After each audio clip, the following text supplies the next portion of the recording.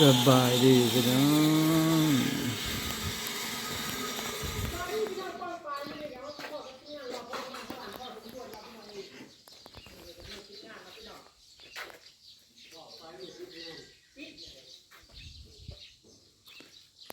ล่าสุดพี่น้องเอ้ย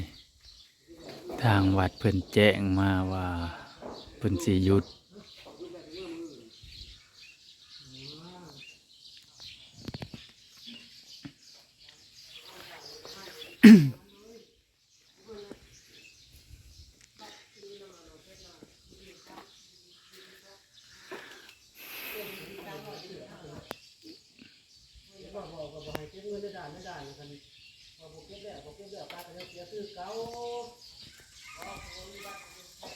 ล่าสุดทางวัดเพิ่น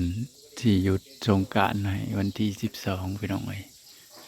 แต่ว่างานเฮานี่ก็สิเมาให้มันแล้วมื้อนี้แหละพี่น้องเอ้ยสิเก็บงานให้มันเรียบร้อยมื้อนี้หลังคาเนาะ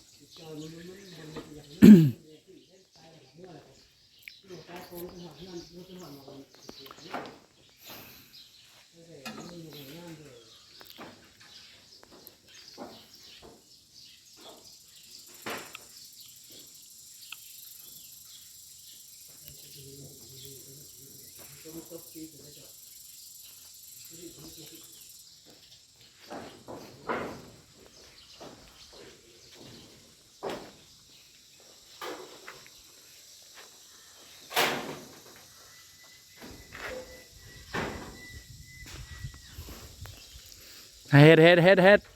สินั่งเบิ่งดอก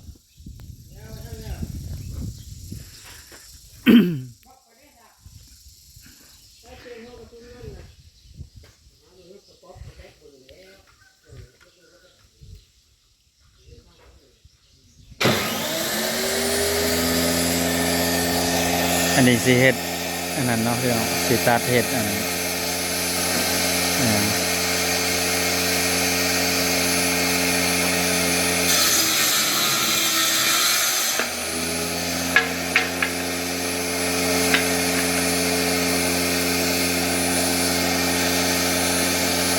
แล้วเฮ็ดนี่บ่ถือ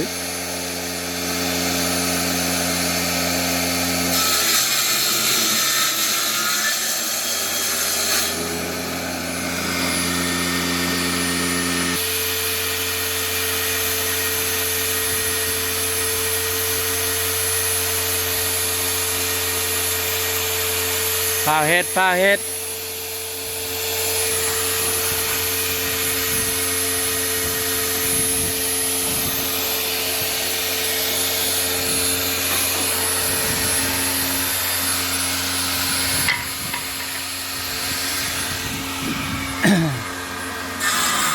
ยังจะเฮิ่นอยู่โอ้ยเฮ้ย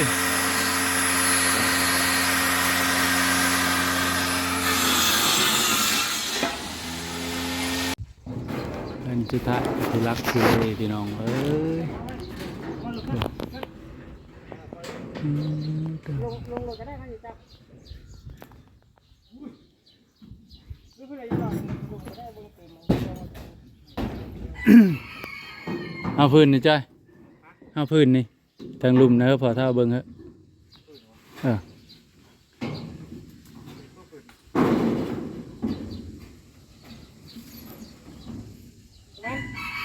นิ่งนอนละก้อนนิ่งนอนละก้อนนิ่งลูกนิ่งนอน นิ่งนอนที่หยังปล่อยแล้วก็ยืดไว้เลยช่วยที่ไหนเลย ติดลงนะ เพิ่มนึงพูดกูก็ว่าอยู่ไปยิงมาขึ้นดึกมองข้างนอกก็สั่ง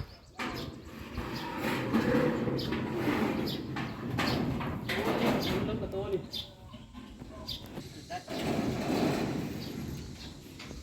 เรือขั้นตอนสุดท้ายทางวัดเพิ่นก็แจ้งมาว่าให้หยุดแล้วพี่น้องหยุดสงกรานต์เนาะเพิ่นก็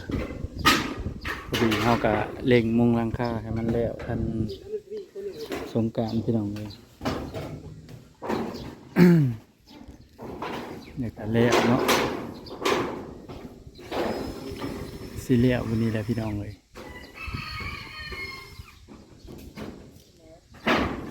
เหลือ2 แผ่นสุดท้ายนี่แหละ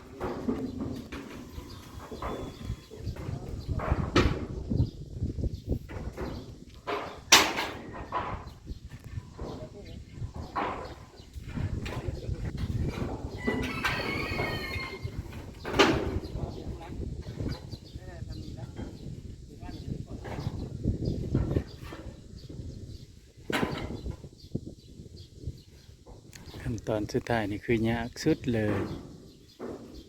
เพื่อสิเห็นในมุง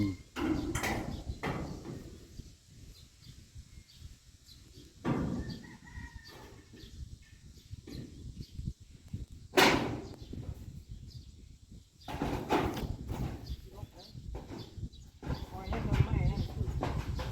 คอยต้นไม้ทั้งนอกนี่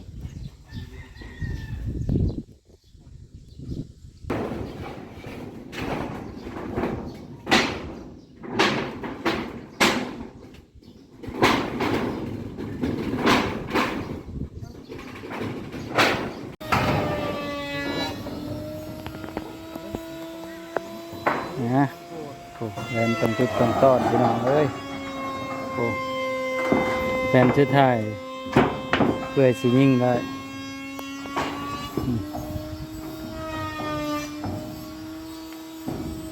ยืนก็ยืนยากพี่น้อง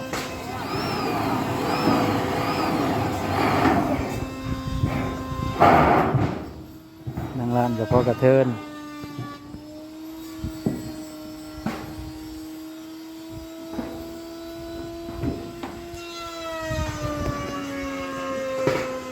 เมาให้แล้วพี่น้องบรรยากาศภาพมุมสูงพี่น้องเลยหลังจากทางวัดเป็นแจ้งมาว่าสิให้หยุดงานวันที่12เขาก็เมาให้มันแล้วแต่มื้อนี้แหละพี่น้องเลยมื้ออื่นเขาก็เฮ็ดแนวใหม่กบใหม่กบหยังมื้อหน้า มื้อวันที่11ก็หยุดเลยพี่น้องเลยสิได้กลับบ้านอีกแล้วมาหาเงิน9 มื้อ10 มื้อเมื่ออีกเลยพอที่เสียเงินค่ารถโอ้ยตายก็เป็นไงล่ะได้เลยเป็นจังซี่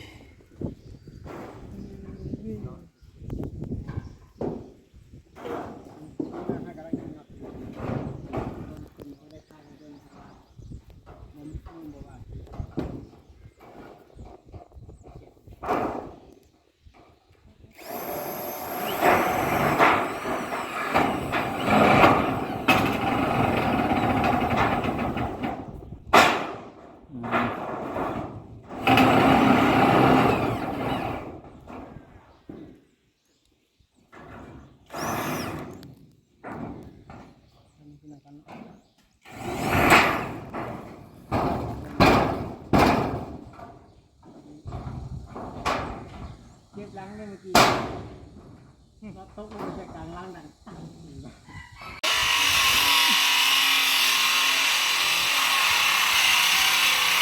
สำเร็จแล้วพี่น้องมุ่งสำเร็จแล้วพี่น้องเลยทางวัดเพิ่นให้เพิ่นหยุดงานให้วันที่12เนาะ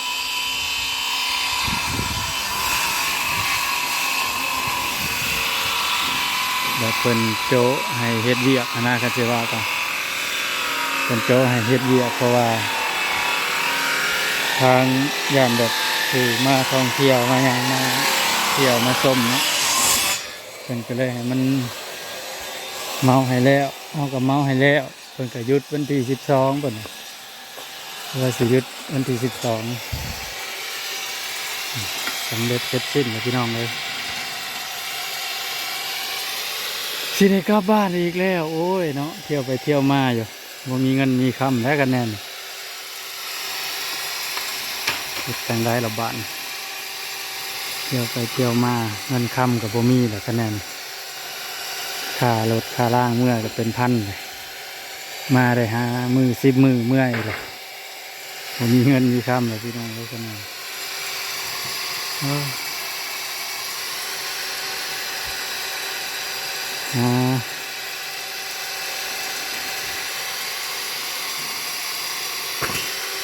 สำเร็จแล้วพี่น้องบ้านก็ได้มีแห้งเอ้ยแล้วเลยมุงแล้วเลยมีแห้งพี่น้องเลยมีแห้งอะไรมุงยากที่สุดทรงนี่พี่น้องเลยอันนี้ยังว่ารังน้อยเนาะ3 เมตร 4 เมตรอันนั้น6 เมตรนะ6 เมตรพอดีเลยพี่น้องความยาวของสังกะสีเพื่อสิมุงแล้วก็อยากแหงหลังบักหน่อยเลยพอๆกันคลิปหนาพี่น้องผิดพลาดกันได้ก็ขอโทษขออภัยนำลายๆเนาะ